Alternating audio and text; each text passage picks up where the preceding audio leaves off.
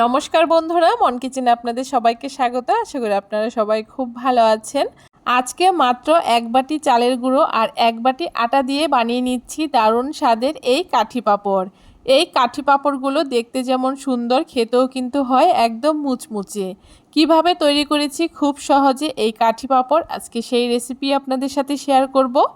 কাঠি পাঁপড় তৈরি করার জন্য একটা কড়াইতে প্রথমে একটা বাটি মেপে এক বাটি চালের গুঁড়ো আর এক বাটি আটা দিয়ে দিচ্ছি। আর তার সাথে এখানে প্রথমে আমি পরিমাণ মতো 3 বাটি জল দিয়ে দিচ্ছি। জলটাকে দিয়ে তার সাথে এখানে স্বাদ মতো নুনটাও দিয়ে দিচ্ছি। এখন খুব ভালো করে একটুখানি মিশিয়ে নেব। এখানে কিন্তু বেশ অনেকটা পরিমাণে জল ব্যবহার করতে হবে।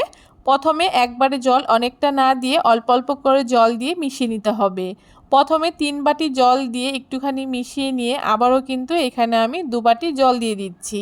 আর আবারও খুব ভালো করে মিশিয়ে নিচ্ছি যাতে কোনো রকম দলাভাব না থাকে। খুব ভালো করে মিশিয়ে নেওয়ার পরে এখন উনানে কড়াইটাকে বসিয়ে দিয়ে গ্যাসটাকে জ্বালিয়ে দিয়ে অনবরত নাড়তে হবে। এই পর্যায়ে কিন্তু কোনো রকমভাবেই নাড়া থামানো যাবে না, অনবরত নেড়ে চেড়ে নিতে হবে, তা না হলে কিন্তু কড়াইতে লেগে যেতে পারে। এইভাবে করে নাড়তে নাড়তে যখন দেখতে পারবেন ব্যাটারটা ঠিক ঘন হয়ে যাচ্ছে, তখন কিন্তু উনানের আঁচটাকে একদম লোতে রাখতে হবে। আর তারপরে ঠিক এই পর্যায়ে আমি এখানে হাফ চামচ কালো জিরে ব্যবহার করছি। আমি এখানে কালো জিরে দিয়ে এই পাঁপড়টাকে তৈরি করব, তবে আপনারা চাইলে কিন্তু জিরে দিয়েও তৈরি করতে পারেন। আর তাছাড়া এখানে ঝালের জন্য চিলি ফ্লেক্সও ব্যবহার করতে পারেন। কালো জিরেটা খুব ভালো করে ব্যাটারের সাথে মিশিয়ে নিয়েছি। আর ব্যাটারটা ঠিক এইরকম ঘনত্বের হলেই কিন্তু চুলা থেকে নামিয়ে নিতে হবে। আর তারপরে একটুখানি নেড়ে চেড়ে ব্যাটারটাকে ঠান্ডা করে নিতে হবে। ব্যাটারটা যতক্ষণ না ঠান্ডা হচ্ছে ততক্ষণ খুব ভালো করে একটুখানি নেড়ে চেড়ে নিতে হবে। আর তারপরে ঠিক এরকম একটা প্লাস্টিকের ভেতরে ব্যাটারটাকে ভরে একটা দিক একটুখানি ছিদ্র করে তারপরে এরকম লম্বা লম্বা করে আমি পাঁপড়গুলোকে দিয়ে নিচ্ছি।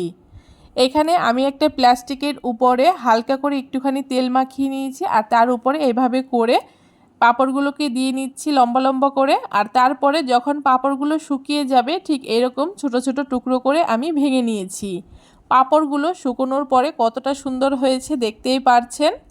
আর এভাবে করে পাঁপড়গুলোকে শুকিয়ে আপনারা কিন্তু বেশ অনেক দিন পর্যন্ত স্টোর করে রেখে দিতে পারেন। এখন পাঁপড়গুলো আমি আপনাদেরকে ভেজে দেখিয়ে দিচ্ছি। তেলটাকে খুব ভালো করে গরম করে উনানের আঁচটাকে মিডিয়ামে রেখে অল্প অল্প করে পাঁপড়গুলোকে দিয়ে খুব ভালো করে একটু নেড়ে নিলেই দেখবেন পাঁপড়গুলো খুব সুন্দর ফুলকো ফুলকো হয়েছে।